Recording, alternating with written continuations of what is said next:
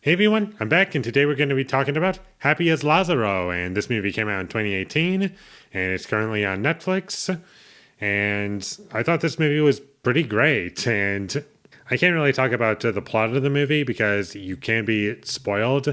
Not that a whole lot happens within it, but it goes in quite a few directions, and there's something that happens halfway through that is a huge spoiler, I would say.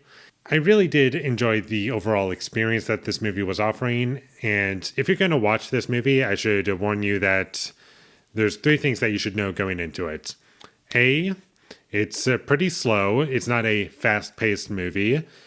B, the main character is very simple. He basically doesn't really have any agency and just does what he's told. And yeah, he never really stands up for himself and has an opinion on anything. And the last thing you need to know is something happens halfway through that's either going to make or break the movie for you. And basically, all I can say is that you just have to accept it for the rest of the movie to work. And it's also a movie that kind of wants you to read into it a little bit, at least. And I personally like all those things about the movie. And I like that our main character is very simple, and he grew up on a family of slaves in a time where slave labor was like illegal, and he just doesn't question it because he doesn't know that it's illegal, that what he's involved in. And it's like, it's not his fault, but he doesn't get upset when people call him useless or treat him horribly. Like, the upper class treats him like crap, and even his family treats him like crap.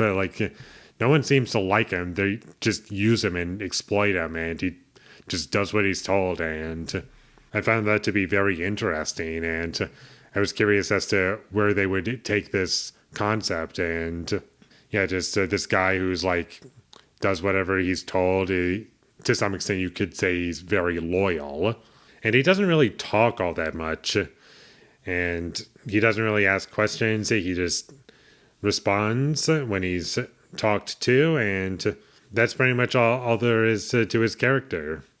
And where they take his character, I found to be really interesting.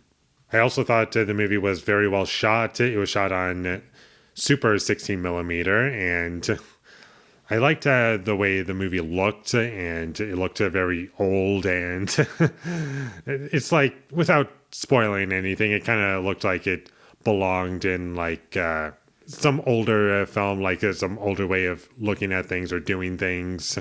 That's something that I liked about it.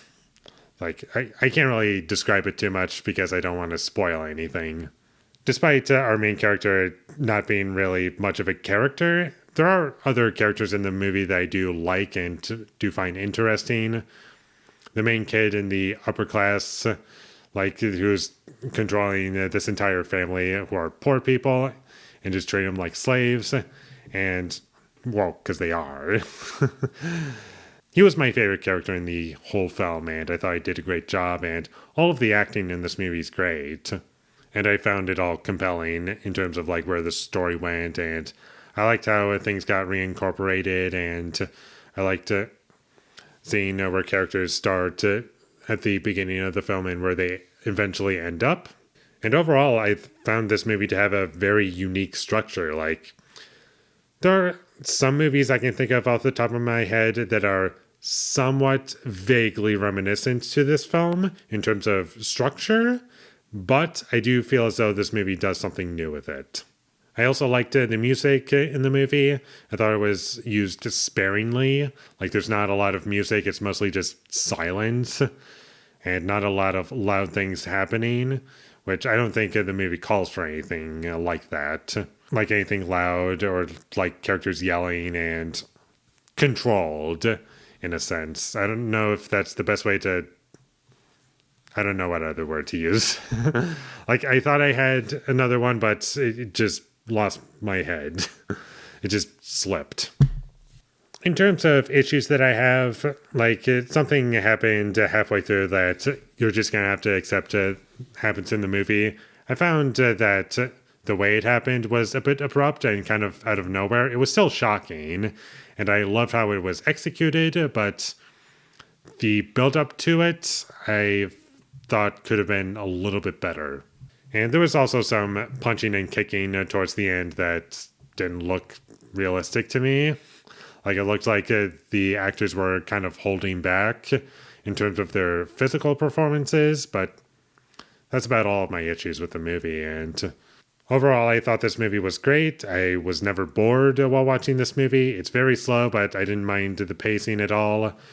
And there are definitely things to interpret within the film, and this is a film that I will be revisiting at some point. And I don't think this is a movie for everyone. This film does ask you to be very patient and will ask you to interpret it, but despite that, I do think that there are still things to like about it, so check it out whenever you get the chance. And with all that being said, I'm going to give Happy as Lazzaro an 8 out of 10. Thank you for watching my videos. As always, if you enjoyed this review, be sure to leave a like and comment down below your thought of Happy as Lazzaro, and my social media links, they will all be in the description, so follow me there. And last but not least, subscribe to be a part of Foley Nation, and I'll see you when I get my next review up, and that is going to be for Naiad. So look forward to that, but until I get that up, thank you for watching and have a great day.